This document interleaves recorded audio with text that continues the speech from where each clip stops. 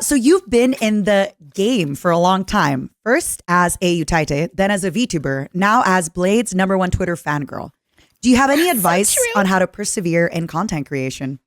Oh man, I personally for you, resilience is probably like second nature to you. It's literally your brand, your cockroach hot mommy. Thank you. I love that so much. Like even in death, you persevere. It's I persevere. I like the Warhammer genius. reference. It's so good. I don't know, like I've always been really hard-headed and so many times, like you feel like you've hit a wall, and that's like the biggest I don't know, it's the biggest epiphany you kind of have to arrive at as a content creator, is that there's going to be really high highs and really low lows. And that's going to continue to happen because not everything you do is going to be a banger, lots of I don't know, like let's use Mozart. Like not everything he's written was like popped off or became a classic, right? I don't know. I don't know. Wolfgang was he was going kind of crazy on that stuff. I don't know.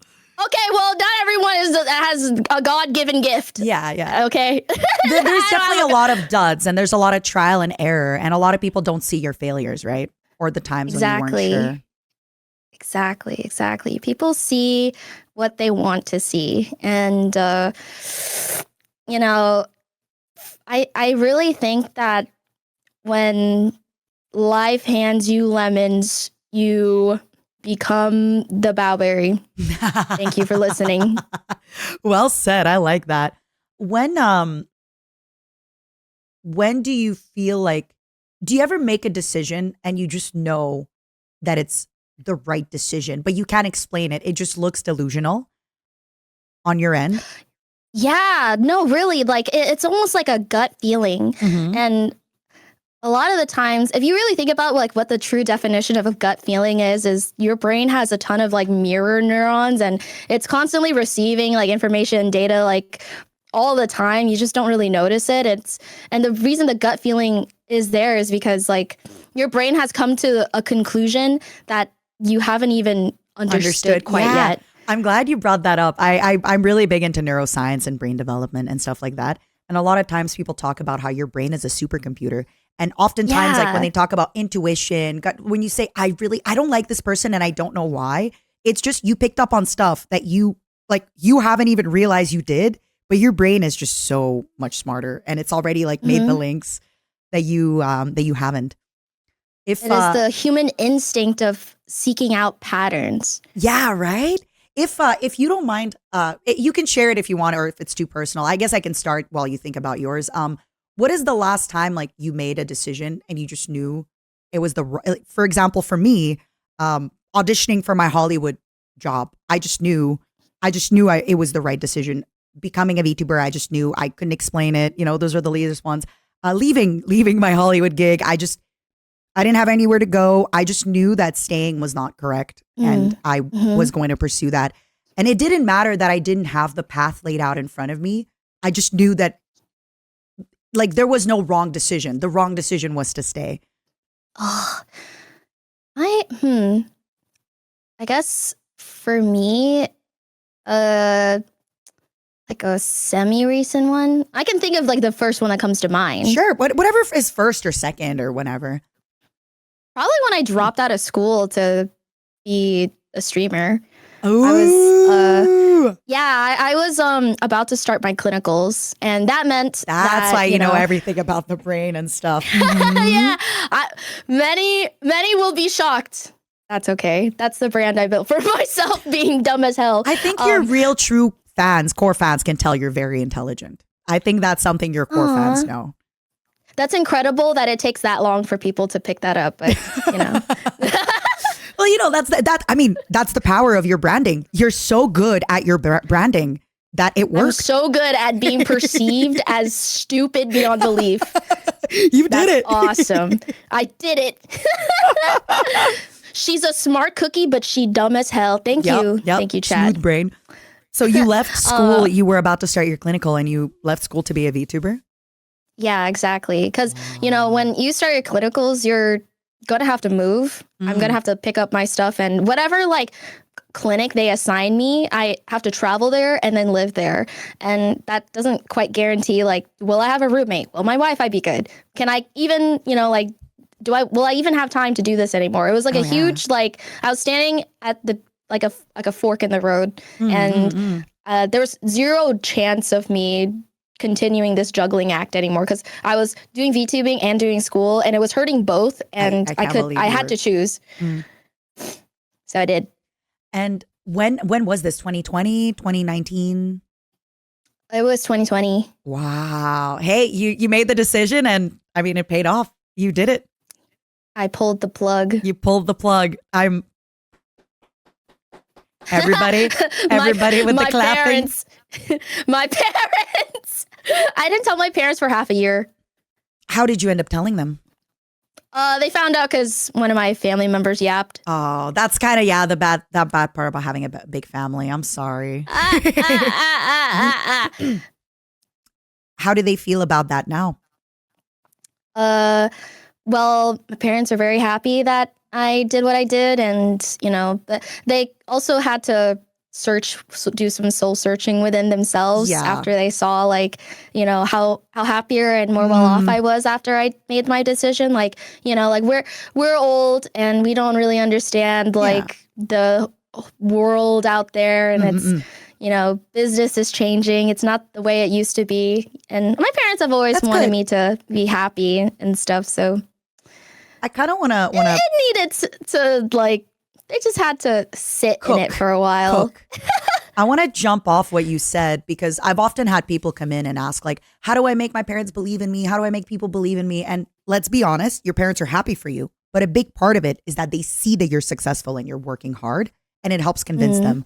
And so often I kind of have to tell people, and let me know if you agree with this. It's like, okay, you start putting in the work. You prove to people that, what you're doing makes sense, because your family that's asking you to stay in school, that's asking you to stay at your job, that's because they know that that's a safe path that won't hurt you. But if you can prove to them that you can do, the path less treaded and make it work, they're going to support you. There's almost no way they won't support you once you make it, but you kind of have to prove to them that you can do it. Exactly. One of the biggest things that I don't know, I saw a TikTok about it, but you're going to look insane, crazy, stupid, out of your mind until it works. Are you on those Alpha Sigma Grindset TikToks? I honestly am, though. I truly am. I get it now. I see the vision. You get it, right? You get it. Oh my God. All right. Let's get to the next hot sauce. The third and the fourth, a lot of folks are telling me are some of their favorite ones. Sigma, Alpha, Grindset. Throw you to the wolves and you come back pregnant. Oh, that was such a good quote. That was such a good quote. I'm jealous I didn't think of that.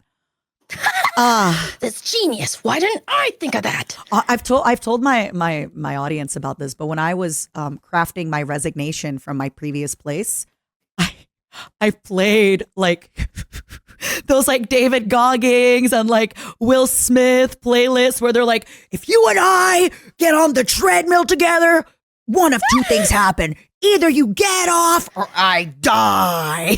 And I was typing up my resignation. I'm crying. I totally understand that. You have to no one's going to give you that reassurance you crave. You got to manifest it from somewhere within yourself. Yeah. It really works. It really works. They're be lonely. Nobody cares. Grind. Get up and go on your run. And I'm yeah. I have the worst work-life balance of planet Earth. Tell us more. Okay, that's a lie. Tell us more. But I have really bad ADHD, and it's funny that you bring up executive dysfunction, because that's my biggest op. Is my biggest. There's a million. I have a million things I want to do, and I do a million things. But once you start doing a million things, those a million things turn into 2 million things. Yep. Because when you get to the nitty gritty, there's all the little tiny stuff starts to branch out. I got to do this, and this before I get to this. So it's not just a one and done thing. Every project has 10 little mini projects under it, right? To complete. Yeah, yeah. And then, you know, like once you start working on that, it's like, oh, it's only natural that I proceed this project with this. And then, you know, you never actually get to the thing that you originally planned to do. That's why I don't know. I give myself a lot of forgiveness when it comes to music because I am a huge perfectionist. I'm really, really hard on myself if a product comes out the way I don't want it to.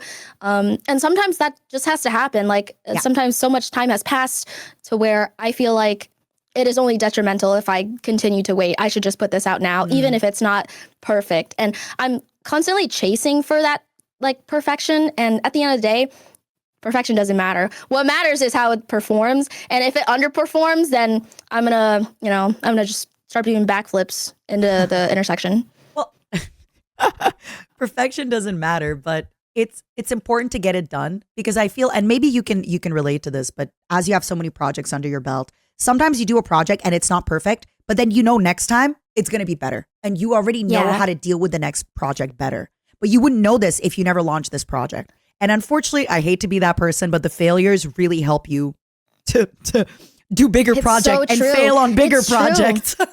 Oh my God, is that true? Like, I truly had to embrace like not being afraid of failure as a content creator.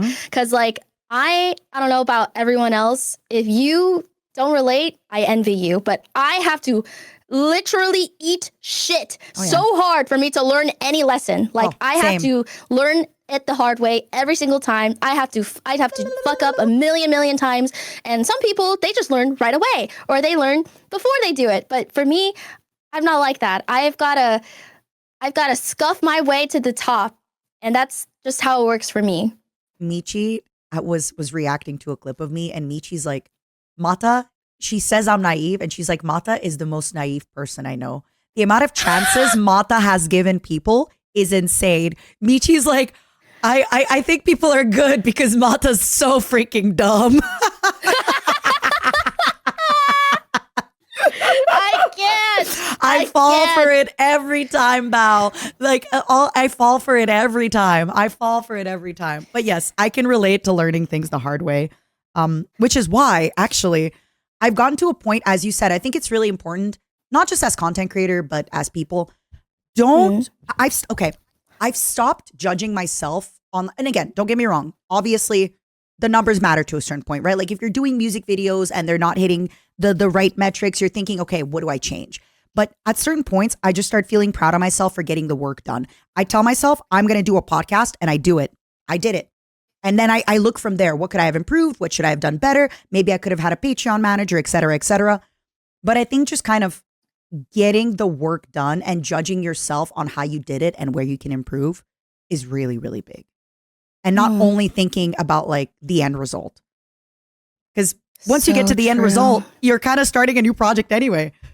And for yours another thing you mentioned about starting a lot of projects, I have at any given moment, like 8 projects, 80% done. What about you? Or like 40 to 80% done. Yeah. What about you? I think like the final stretch is often the hardest because that's when you really have to dedicate the time into it. Like no one's gonna post it. No one's gonna. Someone has to promote it. That's all on you to get to the end. I have a little like. So how many songs would you say you have almost ready to go? Bruh. Because I have 3. Jun knows. I have 3 songs, 2 with Jun and 1 elsewhere that are almost ready to go. What am I doing with those songs? Literally me. Last year was hard because I had a ton of stuff get pushed back constantly because, like, no offense, but it's hard finding reliable staff. Yeah, that's all. Yeah, it's true. So we talked about this before. It's hard to find reliable staff, and it's hard to find people that share like the work ethic that you need to get a project to come out in the timeline you want it to. So it was at that point, it wasn't on me; it was on them, and that was honestly just like, I can't do this anymore. I'm just going to do like lots of solo projects. And if I do like a group project, then I really, really need to like be hard on deadlines. Yeah. I've Well, I'm sure you already do this, but I lie about the deadline. So, for example, if let's say you and I are doing a song together, and I need and I need the vocals by January 14th, I'll say about January 1st, I need the vocals. And then you're gonna say, can I have until January 5th? I'm like, okay, but no more than that. January 5th is the final. Like, you cannot be late. Yeah. Yep. What's the margin That's for you? Honestly, the way you have to be truly in this sphere, it's like